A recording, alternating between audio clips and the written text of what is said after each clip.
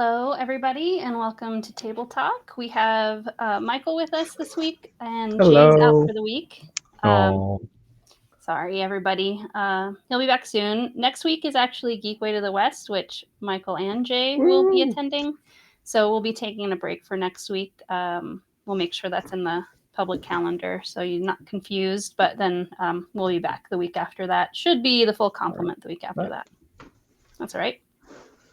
So, how are you doing, Michael? It sounds like it's a little chaotic at your house. I'm doing well. I mean, it's been a busy 7 days. Yeah. Protospiel was a ton of fun. Are you still recovering okay from that? Like we when we last talked a week ago, it was all Protospiel, and basically that Yes. was live and breathe for at least the next 96 hours. How much after Right. the event is over are you still wrapped up in that? Doing planning for the next event or cleanup or just Right. I assume there's a lot of involvement on the pre and post side that most people don't see. Right. Yeah. We have to reset the website and everything to Hmm. have badge sales and functionality working for the next event, which will be August 26th through 28th. So while we do have a Hey, lot of time before that event happens, we need to make it possible for people to start getting badges for it right. ASAP. We used to sell badges actually for the next event during the previous event, but because of some things that we've added, like Shout Out Palooza and your teams, I've made it so you can't buy new badges yet. Uh, because then we'd have like attendees for two different events in the server while activity from April was still happening. So there's 3 days after the event that activity can continue to happen. Where it's not going to be possible to get badges for the next event. Like going forward, that's how we're going to do it. Okay. So today is the day that we're working on like submissions for all the metagames, bingo, turning, like giving feedback on sell sheets, earn entries, all that stuff. That closed at midnight Eastern last night. And so now today is the day when it would be the earliest we could possibly get badges on sale. And we're working out our documentation on that to make sure it runs more smoothly into the future. And so, um, yeah, it's not ready yet.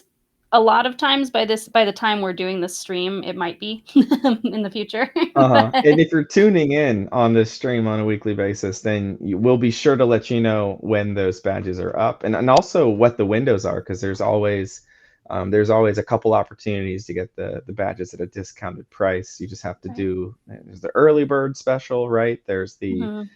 alumni discount for people that have attended any event in the past. Right. What else should people be looking for badges for next event in August? Well, yeah, those two things are gonna now end at the same time. So Okay. early bird and alumni sale will end at the same time, pretty close to the event. And but yes, it's true that you get 25% off if you're an alumni going forward for every event. So and you'll be able to if you're an alumni, you'll get information about how you get that, right? But you won't be able to see that otherwise unless you're an alumni. Mm. Um, and then the other thing that I can't really share full dates and details about yet, that we're going to put heads together and figure out exactly how it's going to work, is the deadline to get involved with sort of the pre-meetup for the event, whatever we're going to call Mm. that. Last Mhm. time it was the buddy accountability buddy match. I There's some positives and negatives to the way that worked. The one-on-one match has pros and cons that we I think need to weigh to decide if there will be anything that's like a one-on-one match again, or if it Mhm. will be more like a networking event that everybody can come to, where a section of our server will open for just a very short time, maybe in June or July or something like that. I haven't Yeah. figured out the exact dates, but where you're going to have a chance to meet people who know they're coming a month or two before the event happens so that you can start helping each other get ready, start feel once you get to the actual event that you've met people if you're new. Um, so Right. we'll keep you in the loop as we know the timeline on that. We're going to do something like that, but I can't really even tell you what it'll be called because we might Mm. shift it from being buddies, like one-on-one buddies, to more group related or whatever. And the other thing I can tell you to really look out for if you attended is the email about like giving you your last minute warning about submitting to get entries also has a link to a survey, and I'll probably resend that link to the survey sort of with a different um, subject line so it's easier to find too, but I've sent it once. Yes, I did see the first one. Yeah. And so some like feedback from that survey will probably play in a little bit to exactly how we decide to run the thing that would be like the Yes. buddy match. Yeah. I told someone, maybe several people, during my time as moderator for the event, that the Protospiel events are driven heavily by user feedback. And so, if you enjoyed your experience, let us know. If you had ideas to do things, let us know. You can reach out in the suggestions channel is always open, right? Yeah. Inside the Inside Discord. Discord. Yep. So if you did attend and you have an idea, put it there. People will look at it. People will consider it. There's a decent chance it would get um, integrated into another event. Definitely can't promise that, but I can promise someone will look at it and consider it. And Heather and the team that make these events happen do look at and consider those things. Mm-hmm. Can I throw a suggestion at you? So, No promises. yeah, no promises. I'll just throw spaghetti at the fridge here to see what sticks. I love the idea of a community event beforehand. Something that I saw done at my work in a virtual environment was a large gathering, like you were suggesting, and then we had breakout rooms, which Discord Mm-hmm. obviously could facilitate something like this, just like the rooms we have for our game hall right now. And they were Mm-hmm. just topic based breakout rooms. So we could take a community hello event and then possibly have different rooms people could go based on the Mm-hmm. subject they're interested in talking about. So after a hello and a welcome, um, with possibly dozens of people where it can be kind of hard to speak up or be heard, we could let people head on over to the application specific chat where they could go talk just about Tabletopia or just about Screen Top or something, or Tabletop Playground, or they could go somewhere. We could have like a first time attendees for people that are considering attending and they want to ask questions. They could head to that room and let people kind of break Mm-hmm. out and have like a bunch of sub coffee topics, basically, not Mm-hmm. presentations, but just a focus of conversation in those areas. And that would also break people into smaller groups, which lets more people talk and be heard. And yep, that's just my idea. You can take I, it or leave it. I But wonder if I don't know if there are settings in Discord that make it so like a voice channel can be full. That would have to be something that I look into because I like that idea. My one concern is that let's say we make 5 topics and there's one that nobody cares about and there's mhm. one that like everybody wants to talk about, and so it just becomes basically the full room again. You know Yeah. what I mean? I When mean, there's if too many that's people. what people want, that's the beauty of a democracy, right? Yeah. I do see the concern with that, and you'll Yeah. certainly have preferred topics, but I don't Well, know. just That's not if there get to be too many people in the room, if the part of the reason that we do this is to is to split make people up. make sure people have room to speak. If one topic is way more popular than the others, Hmm. that it won't actually work unless we just say, there's a head count limit of like 7 for Maybe each you could one. have a We have mod to for each room, for and second one. yeah, you could have a second version of that same topic, and just say, Oh, "Hey, maybe. if Oh, yeah, yeah, yeah. and you could just send people to the other room that's for the same Mhm. topic." I don't know. That might be Yeah. overthinking things. It might just be easier to let the water go where it wants to flow. But that's one workaround, is just to have an overflow room for that topic.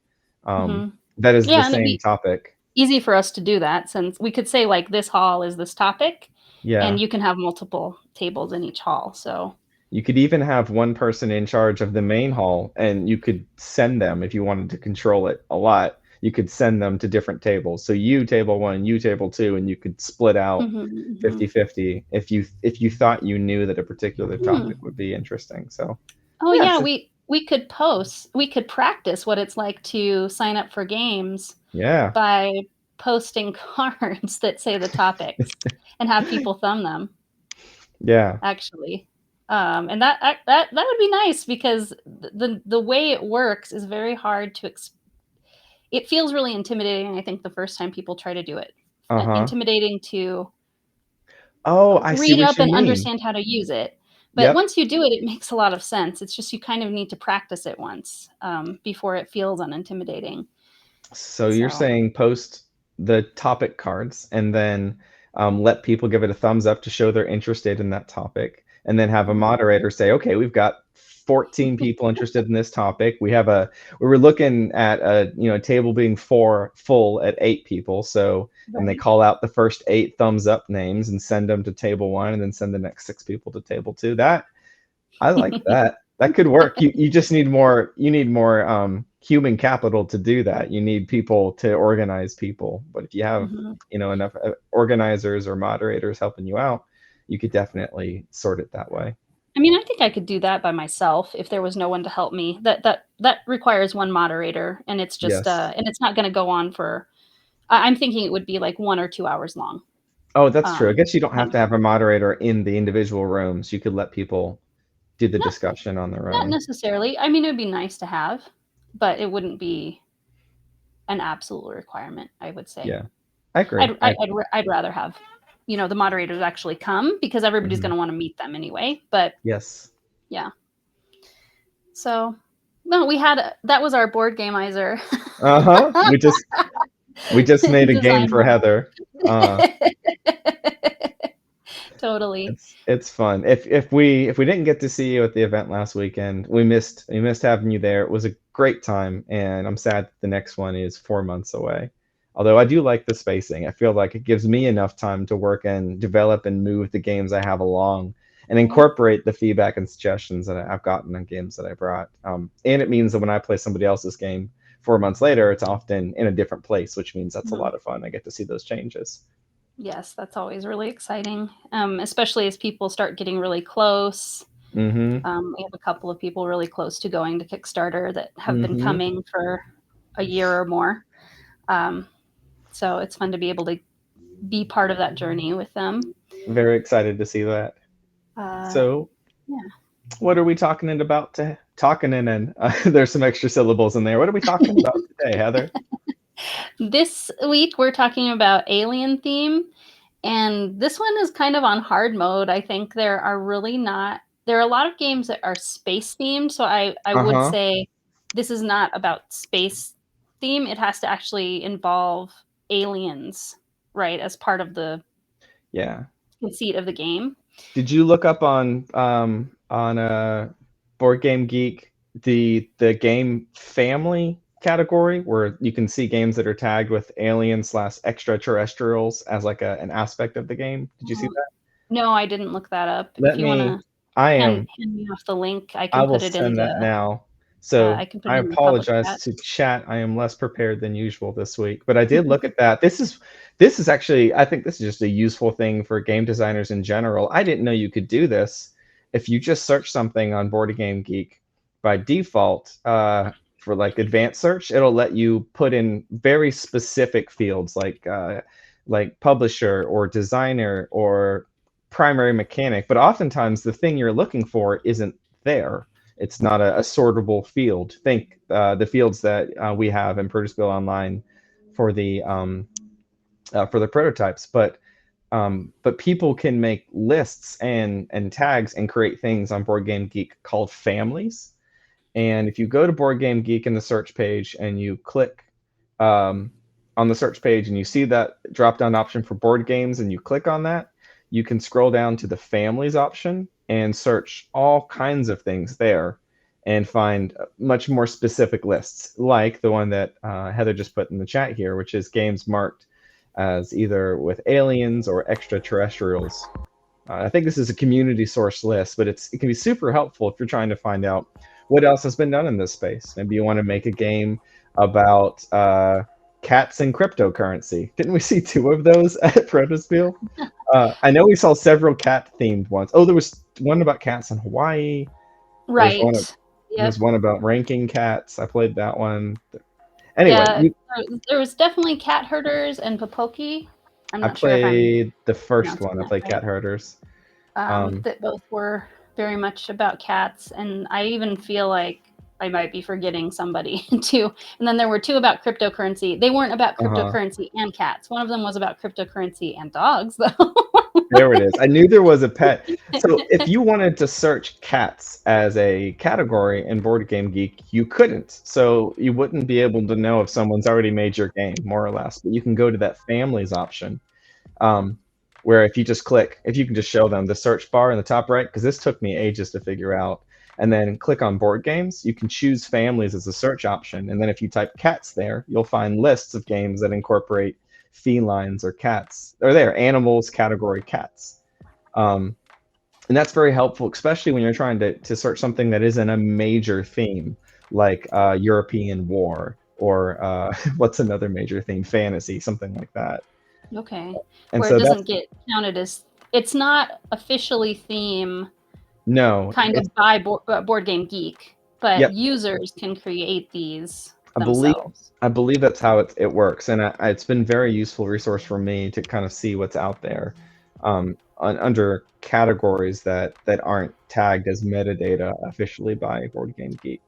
So Interesting. so I'm doing not sure that, if I I found this list. agree with like things like Galaxy Trucker, for example. Are there aliens in that game? I guess I haven't played it myself, but I don't know. maybe the I don't aliens are know. the ones that attack you and make your ship explode. I don't know. I'd have to look into it. Maybe you are an alien, or an extraterrestrial, right? You're certainly going to extraterrestrial locations. Let me read the description. Mm-hmm. Defend against pirates. Are the pirates extraterrestrial? I don't know. I've heard good things about this game. I have never played it. So use that feature with caution, because it's not like an official list. But I do find it a useful way to look up a subcategory, as in preparation for a call like this. So Yeah. there you go.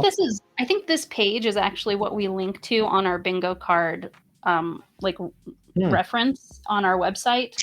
This looked really familiar when This you family gave me page. this list. I was like, oh, I remember wanting to put alien in, not finding it easily, and then finding Mhm. this kind of the way that you're describing and deciding, okay, yeah, it does have like enough examples that I'm willing to make it a bingo category.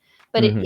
this is an example of one that is not really as popular. Like as I look through my space is very popular, but aliens Yep. specifically are not as popular as I'm looking through my own game library. Yeah, so if you search space under the families section, you'll find, hold on. I guess you could just do it live, but it's So is space not a theme? Or is theme not a thing at all on Board Game Geek? Let's see. there's a major theme that's related to space, or it might just be sci-fi. There you go. If you search sci-fi, you'll get a lot of Oh. like thousands and thousands of hits, but aliens is a much smaller category. Families. What would be the what? It's not a thing that is available in the search categories though. Like unless I'm looking right at it and not seeing it. What are you trying to search? Well, oh, maybe you don't see the drop down. I do see it. Sorry, I just Okay. was looking at something else. I was trying to search it too. What are you trying to search in theme? Well, like it doesn't look like you can search by theme. Families is the thing you If can you search click by. on board games, you can search by theme. You just click advanced search. Oh, okay, I see. And then here there's actually a theme category. We're giving everyone a little BGG tutorial, which I think is super helpful. So here you can filter on official BGG game categories. You had it down there in the bottom.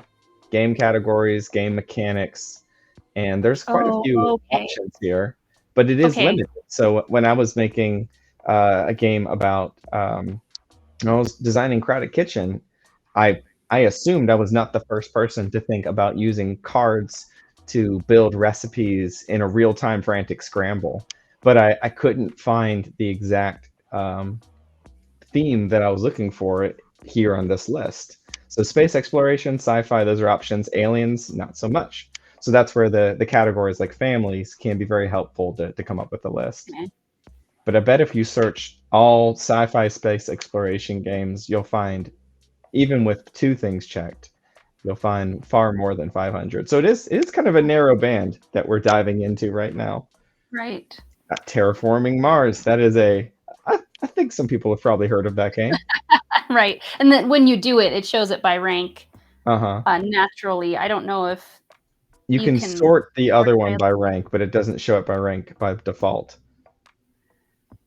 Do you sort it? Usually I'm used to changing it here when you want to change the sort order, but that doesn't look like it's how it works on VGG. Like, or is that what happens if I click title? It would just go alphabetically by title. I think so. I have to click it and see. Okay, Yep. yeah, Yep, that's yep, right. yep. Okay, it doesn't actually show that little arrow. Interesting. You just have to click it. You just have to trust. And then once you do click it, you can make it either forward or backward. Yeah, ascending or descending alphabetically or by value. Oh, and you can sort it by. So You if should be they're able to sort games, it by your rating, but I guess average. one of you have to have rated a game on this list to sort it by your rating, would be my Okay. assumption. And then geek rating, does that mean people I, who actually pay are like patrons of BGG, their ratings? I'm not sure what the difference between a geek rating and a board game geek rating is and an average rating is. Um, but Yeah. there's a lot of things you can do here. Like you could just see which games have been played by the most people and click number of voters, and that's a good proxy for how many people have played a game. So And I use the BG Stats app, which integrates with Board Game Geek, so you actually can see that I've played this game because cool. I'm logged in right now as I'm showing this, and I So you've haven't tracked played it. these games. I have played Yeah. this game, right? That's I kind of wonder if interesting. Star Wars should. I mentioned that 2 weeks ago. I feel like that should include aliens because there are 100% extraterrestrials. Oh, that's Uh, yeah, that's like true. Admiral Akbar or whatever his name is a playable character if I remember right. So funny that that doesn't show up, which shows the limitations of the families category. Um, Well, Star Wars Rebellion is here. yes, yes, it's just not in the aliens and Oh, oh, extraterrestrials okay. family search on the first one. But I would say Interesting. that's a game where it's not alien forward. Like that's not the Right. primary theme of the game. The game is about space exploration and about Star Wars. Yeah, I Uh, mean, Star Wars kind of overrides everything. It's yeah, sort of its own category. its own stamp that just Mhm. blankets it. So yeah, so Totally. we're diving into a narrow topic. The only game that I have I've not even played it directly, but I looked into it for another project once that came to mind in this topic was the XCOM game, which you've got pulled up there and linked it. And you said you actually own this game, right? Yeah, Do you I want to have talk it. about this one for a little bit since there's some overlap in our knowledge on it? You being the expert and me being someone that's Googled it for a couple hours. Oops. Okay. Oops. So this Let me one's a try bit controversial. What's your take on this game? that. So I bought this game. I think it maybe was even out of print by the time I bought it because my husband Will loves the video game, or this was one of his favorite video games when he Mm, was a kid. So I went through extra effort to find it so that we could try it. And the other thing about my husband is that he doesn't like being stressed. Like life in general is anxiety inducing for him. You know, he has to manage his anxiety anyway.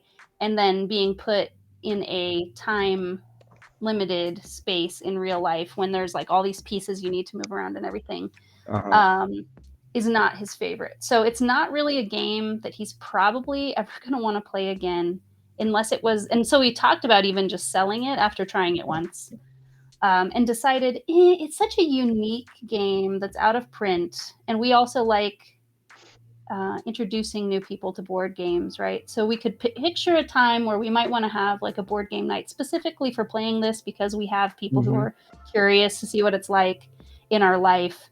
And in that case, he's like, yeah, I'd be willing to play it again. It's not like ever something like on a Saturday afternoon when we're just trying to like have a lovely day together and kind of go on a staycation that I'm going to ask to pull out, right? But for the sake of other people, and because it can become hard to get, we're going to keep our copy for the time being. Sure. Yeah, it's an interesting game. For anyone that might not know, one of the things that stands out about it, besides it being a tie-in game, an IP game based on a very popular video game series, Xcom, is that it's a game with a very prominently featured companion app that is necessary for the game, right? And it's if I understand correctly, one of the players serves as basically the communications manager or the person responsible of using the app, and they're being fed information that only they can see by the app that other players then have to react to or utilize. Does that sound right? It's been a long time since I played it, so don't take my word for it. And I played it 2-player, so maybe it's not like that when there's only 2 people.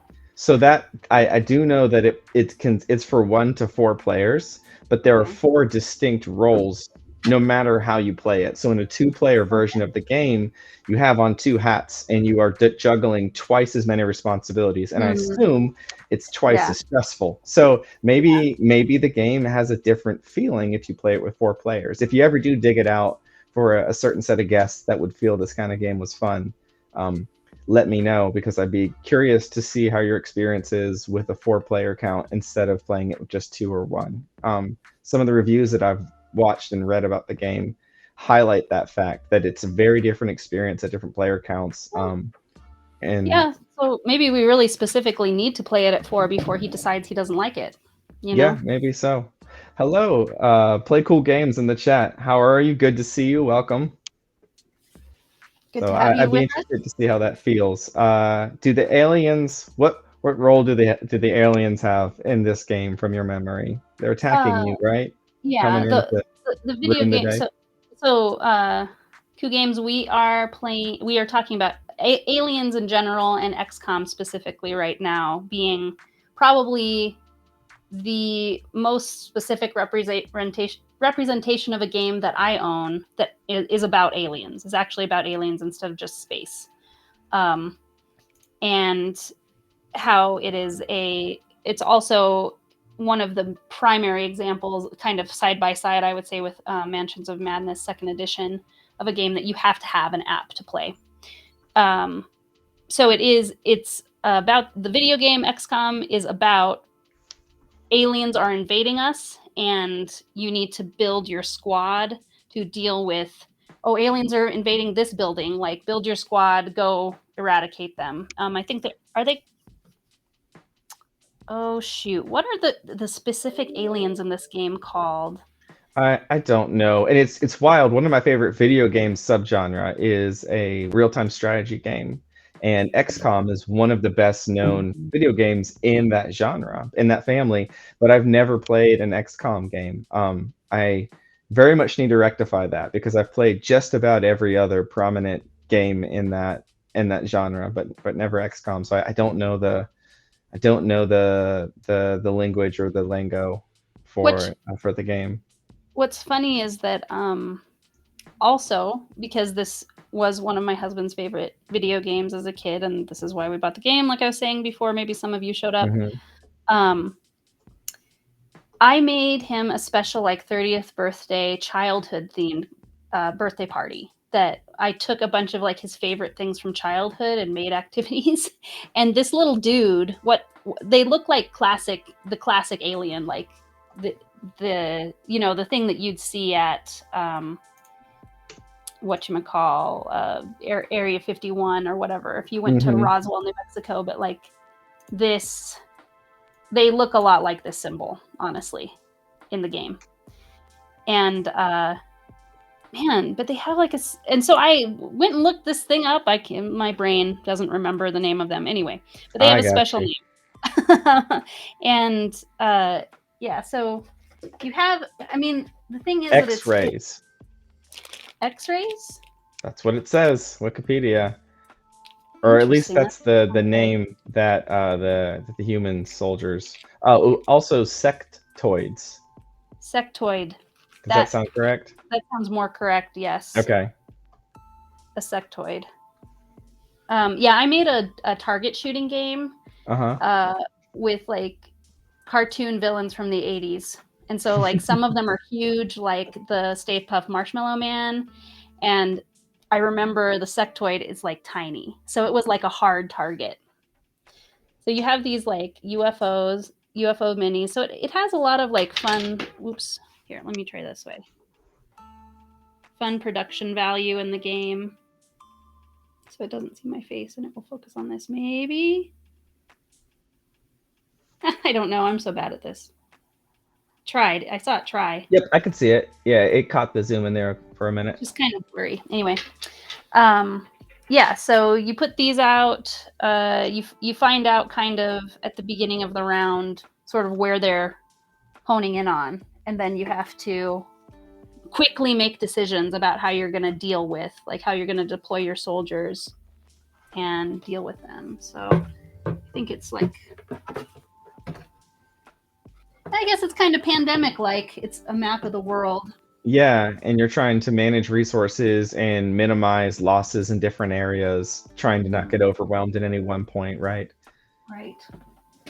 Yeah, so that's an interesting point you make about it being a totally different experience for players, that maybe we need to give it at least one more chance with a full table. Yeah, before it's too stressful. Because of the designer or designers of the game, and I think it's a pretty famous designer. I'm drawing a blank on his name, but I know it. They made the choice to make a game where, regardless of player count, it's who's the designer? Did you see? It's Eric Lang. So yeah, you're right. Very famous designer. Well-known designer. So let's rip Eric Lang's game apart here and tell him all the decisions he made that was wrong. I mean, it's for a certain kind of person, you know. Right. So for one thing, the target demographic is clearly people that like XCOM games, and XCOM games, I do know, are known for being fairly stressful.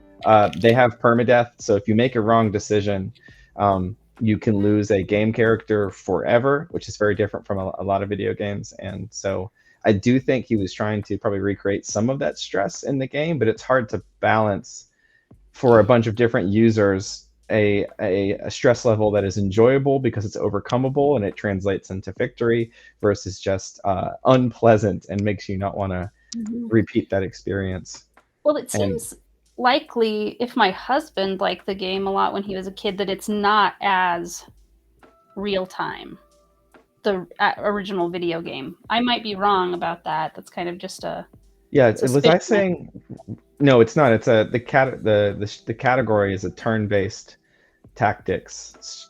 I think TTS is the video game category, but basically it's a form of chess where you have a grid and you're moving units around, and you get your turn and they get their turn. It's a very board game-esque type of video game genre, where you make decisions and then the computer simulates those decisions and you have to make new decisions. And it's stressful, but not in a real-time kind of way. So it's interesting that a game that is so board game-like, Eric actually made it less slow and thinky. And maybe he was just trying to create a new experience. Maybe he didn't want to just recreate the video game experience one for one, because you definitely could. You could make the XCOM games a board game and change almost nothing, and it would just be the same game but more math.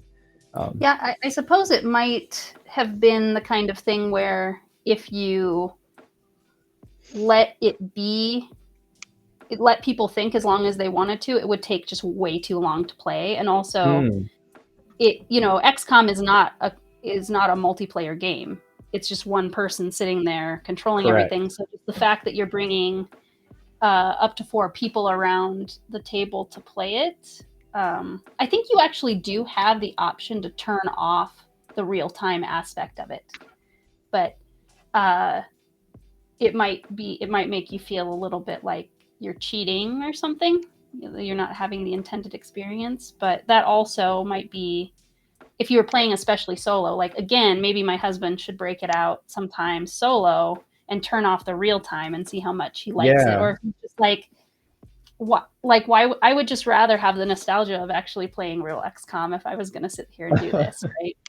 It's cool to own something that's connected to something else that you love. That's why we make a lot of the games that we make, because they're tied to an experience or an idea or something that we like. And so I think it's neat to own the game too. But it's interesting how different of an experience that game is. I've heard a few people describe a similar experience in a game that cross genres, a game that was based on a movie or a video game or even an idea or a comic strip, and whether or not they felt that it successfully recaptured that Right. experience. That's a whole separate topic for sure, but an interesting one. So like another one that I almost didn't think of, but Mm-hmm. then I saw it on the aliens list when I kind of looked at. This is something that I keep on my shelf behind me because the things on my shelf behind me are Oh. good games for teaching new people how to play games and or things that can be played on Zoom. Is why the ones that are behind me are behind me. So this one is a game that I personally don't think is very fun because I don't like head-to-head aggressive games that much. That's just not really my style or where I find fun myself. And this is all about just like hitting each other and taking damage. Mm-hmm. And it's a first one eliminated kind of game. But I still own it and I still see the merit in it, and it will be the thing that I bring to if I ever do an event where I'm trying to introduce new people to board games. This is a standby because it holds a lot of people. I think it can go up to just the base game goes up to 6 people, and then there are a lot of expansions for it too that just have more kaiju monsters, for you Cool. to be. Um, and this one in the base game, one of the monsters is an alien. Ah, So it's not all aliens necessarily. but it plays a That one, prominent role in character that one selection. makes you think of an alien, but it's a Cthulhu. Okay. Yeah, so it's that kaiju monster mythos where it's just any big thing, whether it's King Kong, Cthulhu, or Godzilla, or is Mothra no. Oh, someone's gonna at me for that. I feel like Mothra is an alien, but now I don't remember. Uh, Mothra? yes. Mothra is like a cryptid. Okay, okay. Oh well. Oh Are you no, sure? Mothra. Okay, I know okay. Mothman is a cryptid. Yeah, you're right. Mothra is like a giant moth, But Japanese yes, but like where did monster. it come from? Did it fly here from Mars? It wasn't under the ocean. That's where Godzilla was. Oh Right. boy. Oh I'm boy. not Was it sure. just like hiding out in a rainforest somewhere? Potentially. Did a moth get trapped in a nuclear facility and just grow to 40,000 times its normal size? All right, what's this game? Alienoid. I've never heard of this. So, oh no, this is the character in Oh, you're holding Key. up a card. Yeah, this is the health It's a tracker. player So this aid. this is how this game works. Oh, that's cool. I like the rolling tracker there. Yeah. So you start, if I'm not mistaken, you start at full health. As you get hit, you roll it down. It's possible. Um, this game is Yahtzee, Mm-hmm. basically. That's why it's really easy to introduce to new people. It's Yahtzee with a few extra power cards and characters that makes it a little more hobby game like. Sure. So this is another really famous designer, Richard Garfield. So the die has hearts on it as well as claws, and then 1, 2, 3, and power. So you can make sets of claws or attacks, hearts or healing yourself, and then you can either be in Tokyo or outside of Tokyo. And then there's also if enough people are playing, there's 2 places for people to put a target on themselves, basically. If you're actively attacking the city, then you can be attacked. It's like either everyone can attack you when you're in these places, right? But you only use this place when fewer people are playing, and you just pretend this isn't here. Yeah, and so you get eliminated if you go down to health. No, the heart. I'm sorry, the heart is your health, because that's where you see the death symbol. So If it you're goes just 0. tracking your health total. Yeah, the star. I don't really remember off the top of my head what the star means. It's your victory points, probably. Yeah. So you want to get higher Makes victory sense. points without dying. It But sounds like fun, but it also, I could totally see why it's not everyone's game. Like if it's it could be the kind of thing that if you're not engaging with, and it's not, then it could feel like a drag. it's pretty fast playing, so it's not a big deal if you get eliminated. And I think a lot of people, when they get eliminated, they are still invested in seeing the person who eliminated them die. Like, they stay behind. I like that. Yeah, I call that the Mario Kart 64 bomb mode, where like if you lose, you get a tiny bit of agency to make sure the person that made you lose also loses, Right. and that can be so much fun if you do it right. I think the only agency you have in this game would just be to egg on the person who could attack them, to who could choose to attack them, to make that the choice they go with. But well, as a side note, a game mechanic that I really enjoy and that I've suggested a few times in feedback is in games where characters can be eliminated mid-game. I think it's a ton of fun to give those players that have lost some agency, in part because it keeps those players engaged, but also because it creates this politicking beforehand, where if you know someone is responsible for getting you out of the game, you're going to earn them as an enemy for the rest of the game, and so you have to be thoughtful about it. It can make a game more cutthroat and more just more interactive. It's definitely a type of game, but I think that's a lot of fun. Yeah, and these things that I'm showing you, these are you put these in footers, and this is how you represent where you are in the game. This reminds me of that, I think it's a DreamWorks movie, Aliens versus Monsters. Okay. From like 10 years ago. Something about the art style. I don't know. Yeah. So does Aliens versus Monsters mean they're both attacking the Earth and they want to? Yeah. Which one of them wants to be victorious? I think the hook there is like the monsters are an unloved, underappreciated group of misfits, and then aliens show up, and the only people that can stop them are these monsters. So it's a bit of a Suicide Squad style. Grab the villains, and make them save the game. Play Coup Games has a related topic there. He says they say I think a lot about Bomberman, like the old classic Bomberman, where if a player out of the game, they can re-enter it if they eliminate another player still in. The players who are eliminated get to do a suboptimal action that also influences the main gameplay, which can be pretty cool. Is there a board game variant of Bomberman, or are you talking about the video game? Because I'm familiar with the latter. Sorry, let me put that up for everybody else to see. Yeah. But I do like that get back in mechanic. Yeah, I've played the video game some. And again, I think that's fun. I think if you are going to allow people in your game to lose before the game is over, you need a way to keep them invested. Otherwise, it just feels bad. And if you can let them mess with other people, all the better. I see. Sorry, or you can do the inverse. A classic game I really enjoy is ERS, which is a fast slapping real-time card game. And once you're out of that game, you're in a bad position, but there are ways to actually get back into the game. So again, that's a game where you can be eliminated mid-game, but it gives you a little bit of agency to still control things and try and get back into the game. And I think that's a must if you're going to kick people out of your game. Mm-hmm.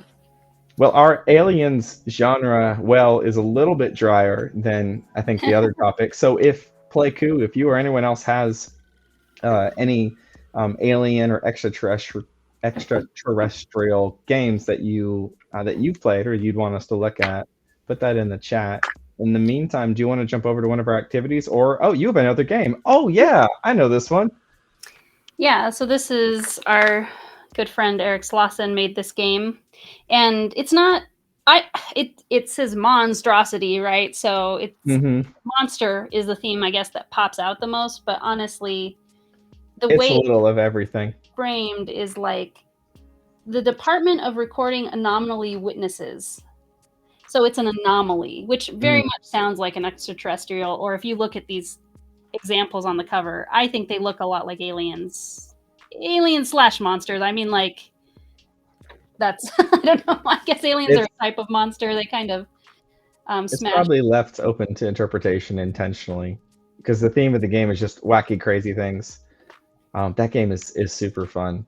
Yeah. Oh, and I guess, yeah, to explain what this game is, this is a drawing game where you, here, I'll not distract people with this other option so that we can talk about this real quick.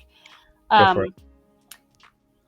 It actually is teaching people that you can't trust eyewitnesses. It has like this baked in lesson behind all this zany fun, in that eyewitnesses are not actually very good at describing what they've seen when they only have a few seconds to see it. So you'll be given this. So it's a little, in a way, almost a little bit spoilery, but I think it's kind of okay, because how are you ever going to remember this monster, right? So the way that you play this game is you grab a monster. The person who is the witness has, I think, 30 seconds to look at it and try to remember details of it. And then they have 2 minutes to describe the thing to their artists. The artist who does a rendition of the bad guy in the courtroom. What is the word for those people? Oh, the sketch artist. The sketch artist, yeah. Yeah. So then you show everybody.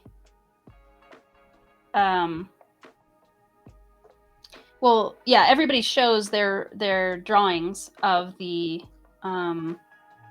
monster or the anomaly, and then the person who was describing the anomaly picks which one they think looks the most like what they saw, and then everybody else has a chance to vote for. Once they see, then they're all shown the drawing, they all vote for which one looks the most like the actual card.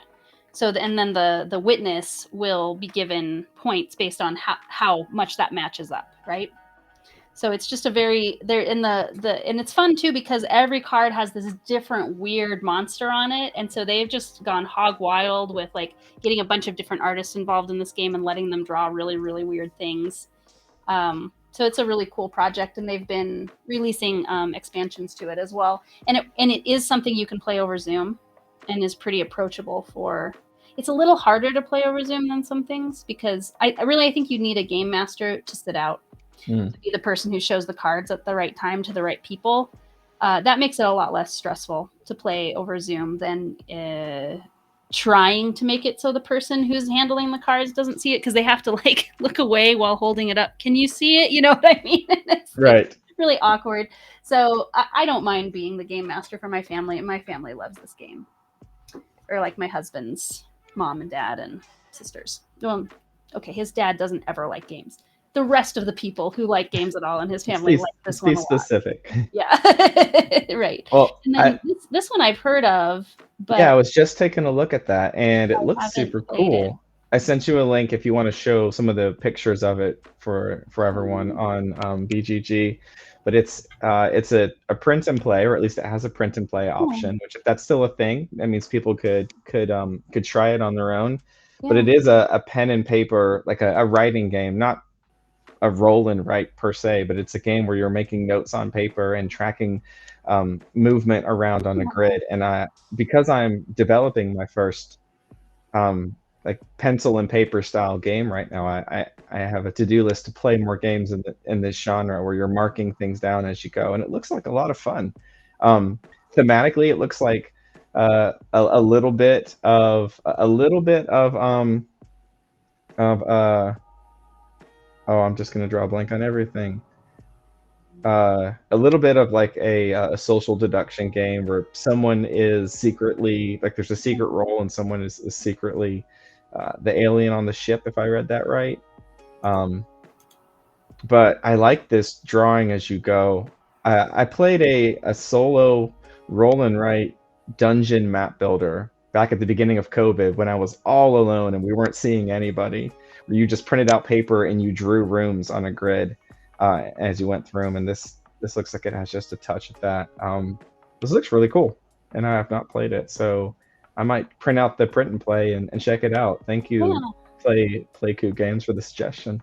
Also, one more, because I thought about it and I don't want to forget.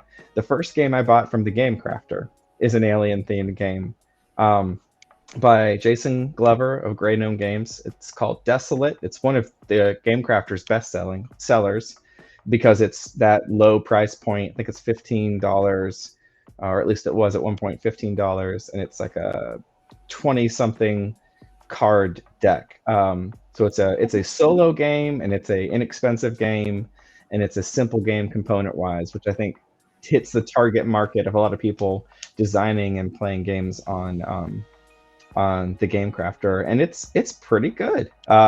It's I had never I'm played a game. surprised. Well, for okay. for not having to spend very much money on it, basically, and being such a small pack, it's quite like there's a lot of game in there. Is that kind of what you mean? So yes and no. So what I would say is, for what it is really good. It's also one of Jason's earlier games, and Jason has specialized in this solo adventure card genre, and he's only gotten better. So if you really like this theme, get Desolate. But if you're open into other like fantasy themes, but you like the idea of a single player adventure that's cards and a few components, take a look at some of his later work. Like I think Tin Helm is my favorite. I've played a few games. I've purchased a few of his games and played them, and I think they're all well done. But I think he's only gotten better at this game concept with time, and he's actually inspired me to make a game in a similar family, like a small portable single player card game. Mine being focused around backpacking, but this was, I believe, the first in his series of this type of game, and it's a cool game. It's really neat to see some clever uses of cards, using both sides of the cards. Yep, you have both of them. Those are both I like. I've played a lot of Tin Helm and Gate, and I like Tin Helm better. Have you played them both? Do you have a favorite? I haven't. I've only played this one. Okay. So far, this one came more recently, and I haven't had time to play it yet. The Kickstarter, the crowdfunding for the Tin right. Helm was just a couple months ago. But the one that you were showing, is that one just like in an 18 card hook box, or is it a it comes in a game now too? No, he didn't start doing the tin stuff until more recently. I think the Desolate was pre-tin before that component was on the Game Crafter, and it's like a small box.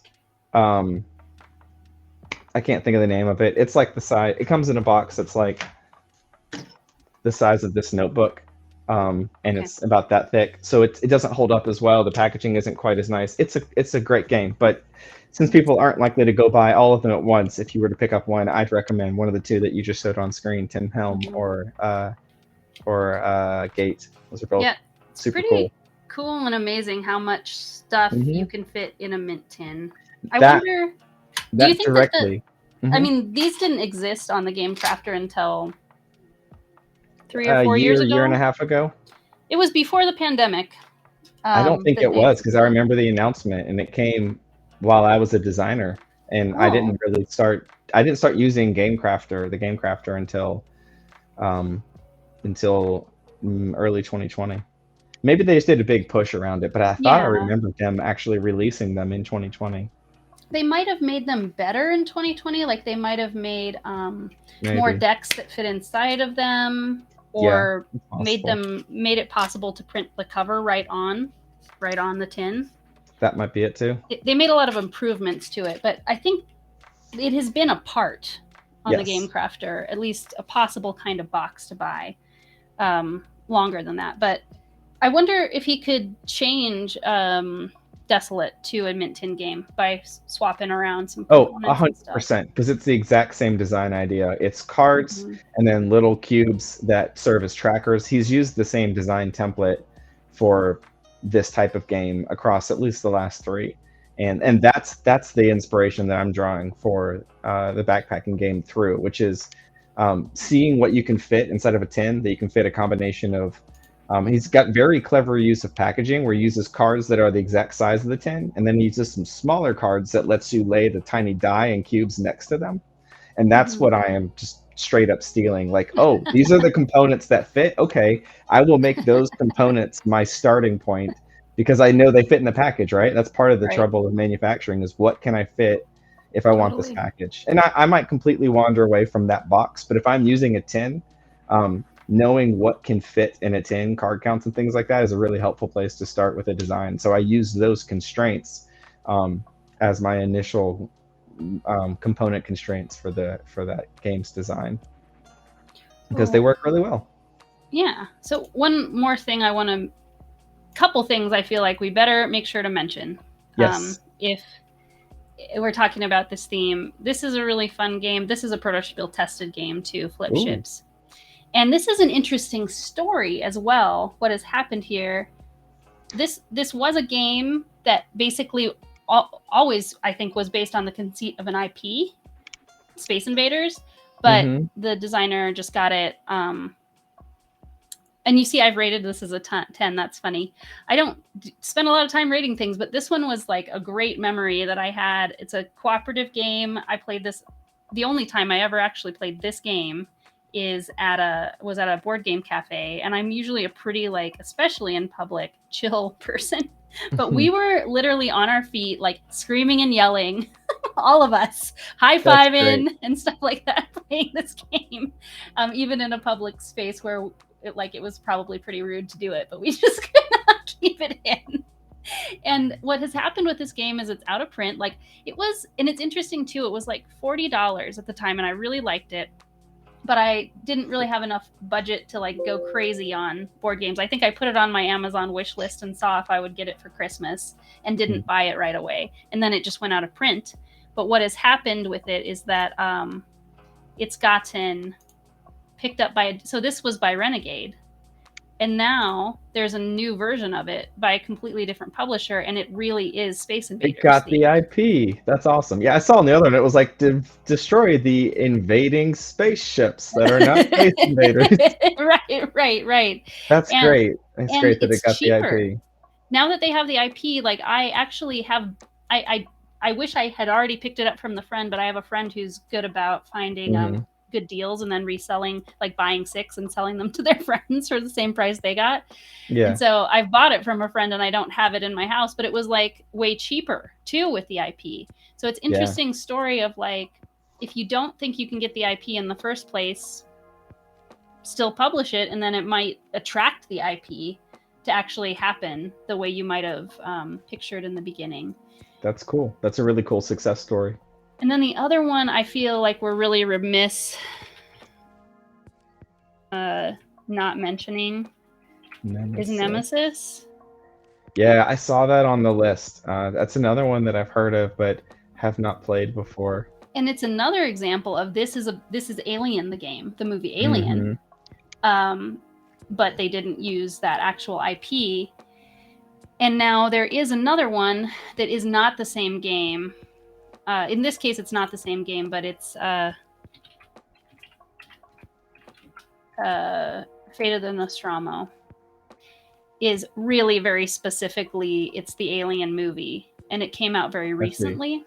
I actually do have it. I should have grabbed it just to show you the box for real life. I just bought it recently, and I haven't played it yet, so I can't speak to it yet, but it is really using the characters of Alien and like making an effort to feel like a horror game as much as possible.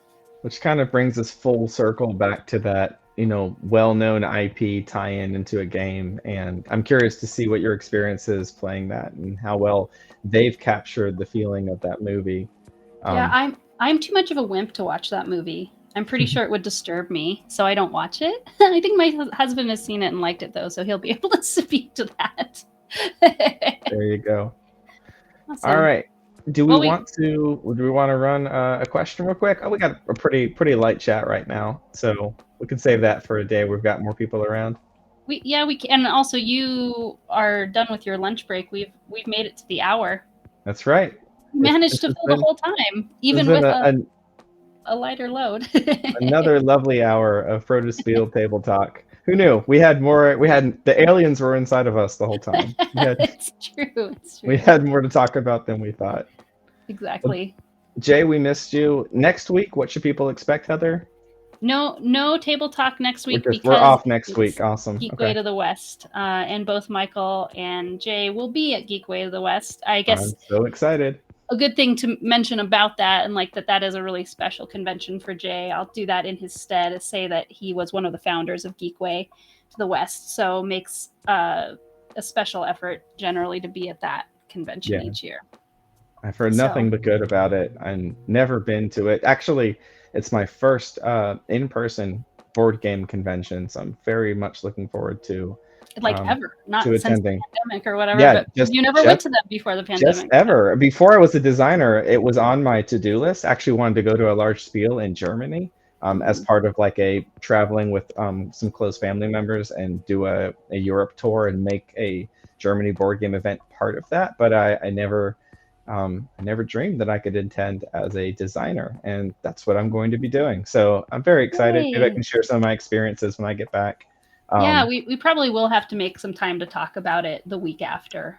Sure, that would be fun. I don't remember what we're going to be talking about the week after. Maybe we'll just talk about Geekway. Maybe that'll Maybe. feel better. I think the plan was either area control or 3-player games, depending on how you run the schedule. With Okay. I think area control was next Ooh. week, but we were out. So if we're just bumping in ahead, that's what it would be. But boy, that's a big topic, though. yes, So it might yep. not be a good one to do. And we're trying to also say how I don't know that we Geekway could went. do both. That would be one of those things you can select directly from the board game search on Right. TG, and there are thousands of games. So we definitely need Jay for that to kind of give us the grand perspective of where this mechanic came from and the big buckets to put games into, because it feels like that's just about everything. Yeah, totally. Well, this has been great, Heather. Yeah, thank you for joining me, Michael, and thanks everybody in the chat for coming and saying hi. And we'll see you in 2 weeks at the next time we do Table Talk. Or actually, if you have time this evening, we will be playing Arch Ravels on Protospiel Tested tonight at 9 p.m. Eastern. So we'll see you then. Bye, everybody. Yeah.